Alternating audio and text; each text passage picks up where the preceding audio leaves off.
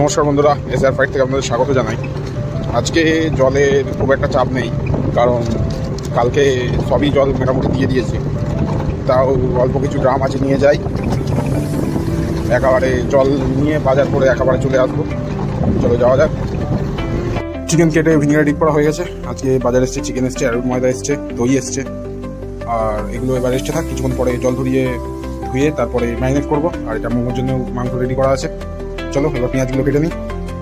পেঁয়াজ কাটা কমপ্লিট হয়ে গেছে। এদিকে মোমোর মাংসটাও ধুয়ে জল ঝরাতে দিয়ে দিয়েছি।